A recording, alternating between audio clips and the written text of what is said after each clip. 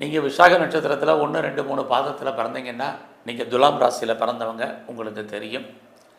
நீங்களே விசாக நட்சத்திரத்தின் 4ஆம் பாதத்தில் பிறந்தீங்கன்னா விருச்சக ராசியில் பிறந்தவங்க, உங்களுக்கு தெரியும்.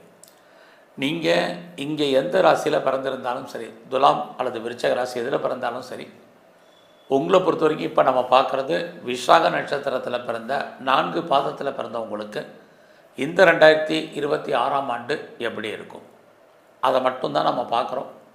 இந்த 2026ஆம் ஆண்டில் மெயினாக ஏதாவது கிரகங்கள் பயிற்சி இருக்கான்னு பார்க்குற போது ஜூன் ஃபஸ்ட் வீக்கில் குரு பகவானுடைய பயிற்சி இருக்குது. இந்த வருஷ கடைசியில் டிசம்பர் ஃபஸ்ட் வீக்கில் ராகு கேது பயிற்சி இருக்குது. அதுலேயும் குறிப்பாக குரு பகவான் மிதுன ராசியிலிருந்து கடக ராசிக்கு ஜூன் 2ஆம் தேதிக்கு மேலே வருவார்.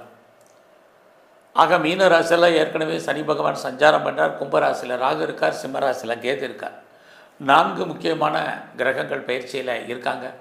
இவங்க இருக்கக்கூடிய இடம், பார்க்கக்கூடிய பார்வை, இவங்க சஞ்சாரம் பண்ணக்கூடிய நட்சத்திர சாரம், இது அத்தனையும் கணக்கில் எடுத்துக்கிட்டு தான் விசாக நட்சத்திரத்தில் பிறந்தவங்களுக்கு இந்த வருஷம் எப்படி இருக்குன்னு பார்க்குறோம்.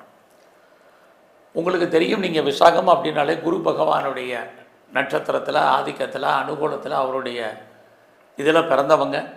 அந்த குரு பகவான் தான் மிதுனம், கடகம் 2 ராசியில் இந்த வருஷம் சஞ்சரிக்கிறார். குறிப்பாக இந்த வருஷ பலனை உங்களை பொறுத்த வரைக்கும் ஜூன் ஃபஸ்ட் வீக்குக்கு முன்னாடி உள்ள பலன், அதுக்கப்புறமான பலன் அப்படி தான் பார்க்க வேண்டியிருக்கு. நீங்கள் முதல்ல இந்த பலனை பார்க்குறதுக்கு முன்னாடி ஒரு விஷயம் தெரிஞ்சுக்குங்க. ஏதாவது ஒரு கிரகம் உங்களுக்கு பல நன்மையை செஞ்சால் அதே கிரகம் ஏதோ ஒரு சில தீமையும் உங்களுக்கு செய்யும், மறந்துடாதீங்க.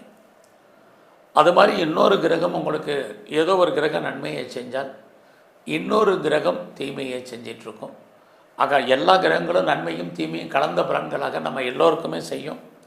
நம்ம எல்லோருமே ஏதோ ஒரு விதத்தில் கிரகத்தினுடைய பிடியில் தான் நம்ம இருந்தாகணும் அல்லது வாழ்ந்தாகணும்.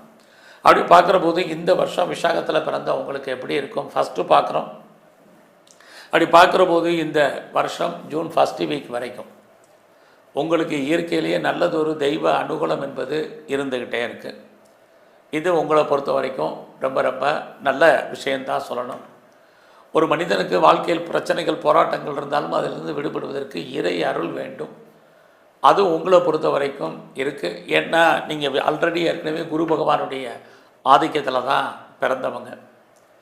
அப்படி பார்க்குற போது இந்த வருஷம் ஜூன் ஃபஸ்ட் வீக்குக்கு அப்புறம் இது வரைக்கும் பெருசாக சம்பாரித்து மிச்சம் இல்லாத உங்களுக்கு கையில் ஏதோ ஒரு விதத்தில் பணம், பொருள் இருக்கும்.